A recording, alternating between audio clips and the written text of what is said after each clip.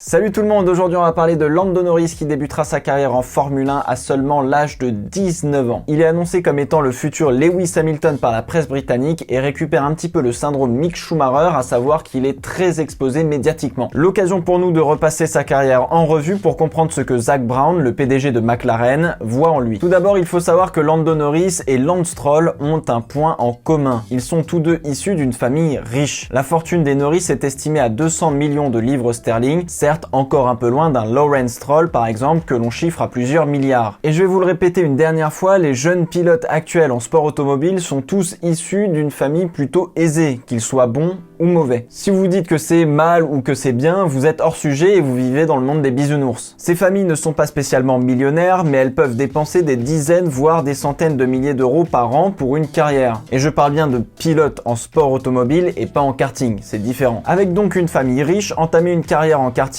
puis en sport automobile n'est donc vraisemblablement pas un souci matériel. Et enlever ce poids permet aussi d'être plus serein, mais n'enlève pas le fait de devoir travailler très dur. Lando Norris a donc débuté tôt par du karting à l'âge de 7 ans. Il remportera 5 championnats dont un titre de champion d'Europe et un de champion du monde au cours des 7 années passées sur les circuits de kart. Mais c'est son passage en sport automobile qui est le plus intéressant et vous allez voir, très singulier. Il commence d'abord par de la Ginetta et non pas de la monoplace. À seulement 15 ans, il dispute 20 courses et finit 3e du championnat en 2014. En 2015, il se penche sur de la monoplace et signe avec Carling pour le championnat de F4 britannique qu'il va remporter avec 7 victoires et 14 podiums en 30 courses. Mais cette année-là, le programme est encore plus chargé puisque Lando va aussi faire quelques belles apparitions en F4 italienne, allemande et dans un championnat hors saison de F4 britannique, ce qui lui fera disputer plus de 50 courses en une année. Normalement, la marche suivante devrait être la F3 Euro Series et finalement, non. Son entourage lui prépare encore une fois un programme extrêmement chargé. Il part en Nouvelle-Zélande en janvier pour un petit championnat en Toyota Racing Series qu'il remporte. Retour en Europe où il va disputer les 2 championnats de Formule Renault 2 litres en parallèle, ce qui lui fait un meeting par week-end. Et il va remporter les 2 championnats. Forcément, ça ne s'arrête pas là, puisqu'il va tout de même faire 3 courses de F3 Euro Series pour préparer sa saison 2017. Mais il va aussi disputer 11 courses de F3 britannique. Il va y remporter 4 victoires avant de s'essayer une première fois à la très célèbre course de Macao. Sur l'année 2016, on compte pas moins de 60 courses disputées et une énorme expérience de prise en vue de 2017 pour le pilote britannique. Et ce programme ultra chargé en 2016, couronné de succès, va porter ses fruits puisqu'en février 2017, McLaren le signe en tant que pilote junior. On lui confiera notamment la MCL 32 en août alors qu'il n'a que 17 ans pour les tests de mi-saison au Hungaroring. La saison 2017 justement sera un peu moins intense en nombre de courses puisqu'il ne disputera que la F3 Euro Series qu'il va remporter finalement du premier coup. Faut dire qu'il connaît déjà la voiture et qu'il a eu une très bonne préparation pour remporter ce précieux championnat. Cependant, cette année-là, le peloton n'était pas spécialement le meilleur comme cela a pu être le cas par exemple en 2015. Mais 9 victoires et 20 podiums montrent qu'il ne s'est pas contenté de rouler avec le coude sur la portière. Et pour finir l'année, et surtout pour tenter de préparer la suite, 2 courses en Formule 2 à la toute fin du championnat pour avoir un premier aperçu de l'ambiance de l'antichambre de la F1. Et nous voilà en 2018 pour un choc face à son compatriote George Russell à machine égale. La F2 2018 est nouvelle pour toutes les écuries, le plateau de pilotes n'est pas vraiment le plus élevé en termes de niveau, mais ce qui importe c'est le duel entre les 2 pilotes britanniques. Et si vous voulez, ces 2 pilotes sont assez différents dans la manière d'aborder une course, dans leur pilotage, mais aussi dans leur intelligence de course. Russell est plus calme, probablement plus mature, et Norris est plus un diamant brut, peut-être moins réfléchi et probablement plus impulsif. D'une manière générale, le point fort de Norris réside dans le tour de qualif, quand celui de Russell reste principalement la gestion de course. Et c'est Russell qui prendra tout de même le dessus, et largement. Malgré une entame de saison avec une pole et une victoire par Norris, cela aura été bien plus compliqué par la suite. Il faut dire que Russell était chez Hart Grand Prix, l'une des meilleures équipes, tandis que Norris était resté fidèle à Carling, qui reste une équipe plus modeste, mais loin d'être mauvaise tout de même. Et c'est un premier paramètre qu'il faut prendre en compte. Le deuxième, c'est le gap entre la F3 et la F2, qui reste assez conséquent, surtout avec les nouvelles voitures qui sont beaucoup plus compliquées à comprendre. George Russell a déjà passé une année dans le paddock de la F1 avec le GP3, tandis que Norris devait encore s'habituer au cirque de la F1. Cela n'a pas l'air, mais l'ambiance, l'entourage L'entourage et la pression sont extrêmement différents dans le paddock de F1 et beaucoup plus compliqués à gérer. Mais malgré tout, Lando Norris, c'est relativement tôt qu'à l'issue de la saison 2018, il aurait son baquet chez McLaren. Il est le protégé de Zak Brown alors que Van Dorn est un vestige de l'époque de Ron Dennis. Se débarrasser du pilote belge n'est donc pas un crève-cœur, bien au contraire. Surtout qu'en 2 saisons, Van Dorn n'aura pas convaincu aux mains d'une McLaren particulièrement mauvaise, se faisant écraser par Alonso tant sur la piste qu'au sein de l'équipe. Et puis évidemment, Norris a eu droit à un certain nombre de Free Practice 1 pour se faire la main à la F1 en 2018. Donc finalement, Norris arrive presque mieux préparé en F1 que George Russell. Il a été dans un cocon et sûr d'avoir son baquet chez McLaren, tandis que Russell a moins roulé, a dû faire un chemin plus classique, mais probablement plus formateur pour la suite de sa carrière, dans la mesure où il a côtoyé différentes équipes, que ce soit dans les formules de promotion ou en F1 lors de ses vendredis matins en FP1. Et contrairement à Norris, Russell n'était pas assuré d'un baquet en F1 malgré un titre en F2. Les deux parcours sont assez différents et il n'y a pas un chemin meilleur que l'autre. Mais je pense que ça va être vraiment intéressant de voir ce qu'ils vont donner dans le futur. Cela va être compliqué de juger leur performance, surtout pour Russell, mais Norris pourra probablement compter sur le soutien de l'équipe par rapport à son nouveau coéquipier Sainz, remplaçant d'Alonso. George Russell est formaté un peu plus à l'ancienne, de par le management de Mercedes sûrement, alors que Norris incarne la nouvelle génération de pilotes qui roulent en F1 la journée et stream sur Twitch une course sur iRacing le soir avec Max Verstappen. Et rien que le fait de le voir streamer et interagir en direct avec des fans le rend hyper en décalage avec ce qu'est le monde de la F1. Et cela va dans le bon sens, je pense, surtout pour attirer un jeune public qui ne connaît pas encore la F1. J'ai encore une fois une grande hâte de le voir évoluer, surtout par rapport à son coéquipier. En revanche, je pense qu'il est encore un peu tôt pour parler du futur Hamilton, même s'il a un palmarès ultra impressionnant de 190 courses disputées avant la F1,